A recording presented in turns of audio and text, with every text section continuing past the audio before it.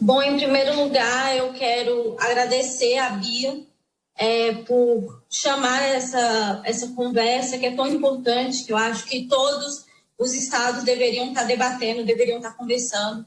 É um tema muito importante, é um tema que vai atingir a vida de todas as pessoas e principalmente as pessoas das camadas mais populares. Agradecer também o Robson pelo convite. Ele também é uma grande inspiração de luta para mim. E para mim é uma honra ter sido convidada para falar sobre esse tema, que para mim é tão caro e tão importante. Bom, a Bia falou que eu sou militante social e, de fato, eu faço um trabalho junto das militâncias e principalmente na internet, né, também.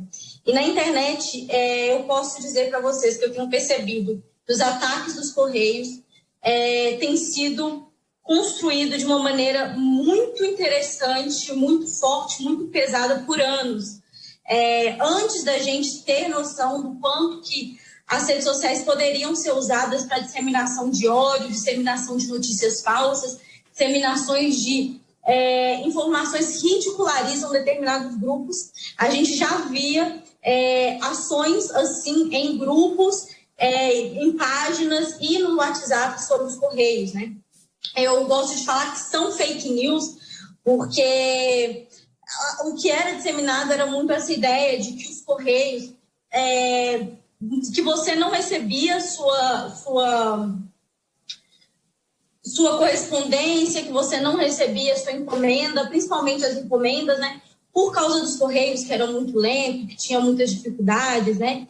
E aí, sendo que quando a gente vai analisar os dados, a gente vê que os índices de entrega dentro dos prazos das empresas privadas são de 75,6%, enquanto a dos Correios são 97%. Né? Ainda sobre essa ideia de que os Correios teriam ali o controle de todas as entregas, a gente sabe que, na realidade, isso nunca foi verdade. O que os Correios têm o monopólio apenas das entregas de correspondência. Então, foram fake news que foram muito bem disseminadas, né?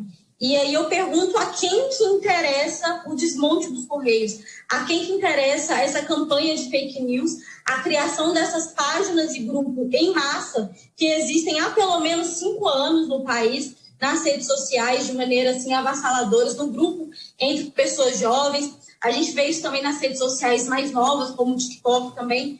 E aí fica essa pergunta, para quem que é interessante destruir os Correios?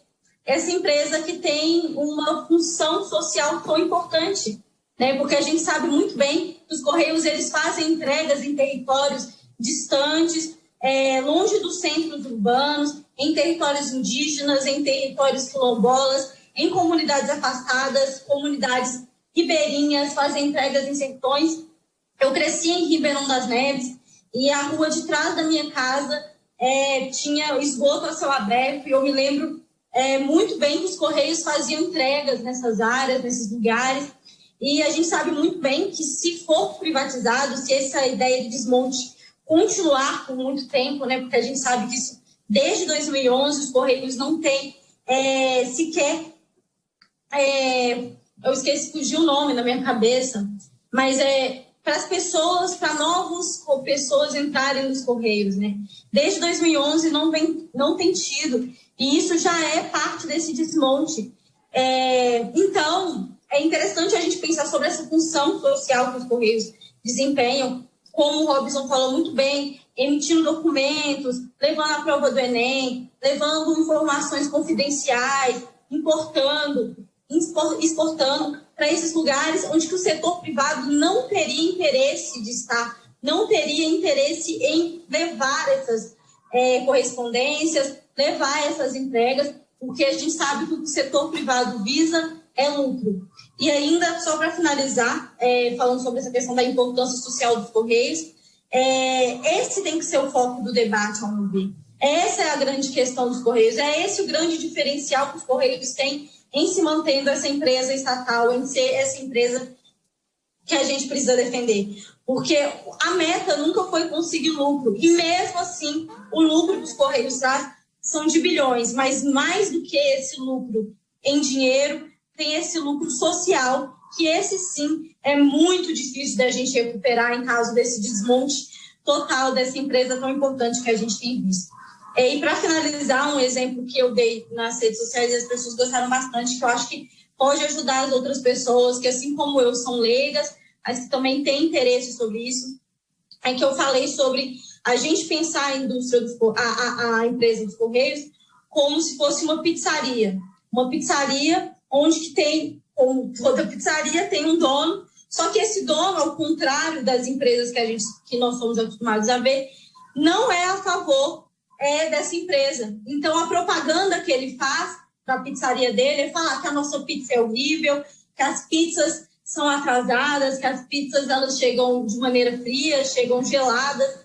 E é isso que acontece com os Correios. A gente tem um presidente dos Correios que simplesmente é contra a empresa, é a favor da privatização e faz uma propaganda massiva contrária a essa empresa. E ainda assim a empresa continua sendo referência, continua com 97% de aprovação nas entregas, continua sendo uma empresa que traz lucro mesmo sem esse ser sua principal contribuição ao país. Porque se a gente fosse falar sobre todas as contribuições dos Correios aqui, a gente ficaria a semana inteira. Então, a relação que eu tenho com essa empresa é de agradecimento. Como eu disse, na região onde eu morava, eu sei que o setor privado jamais teria interesse de levar.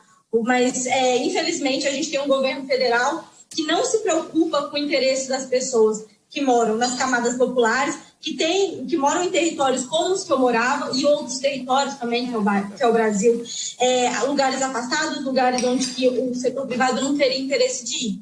Então, mais uma vez, Bia, dizer que o seu trabalho é incrível, é muito importante a gente estar aqui nesse dia conversando sobre isso. Os impactos que isso trarão para o município, que isso trarão para o Estado, serão realmente muito graves e é importante a gente estar fazendo essa discussão aqui. Muito obrigada.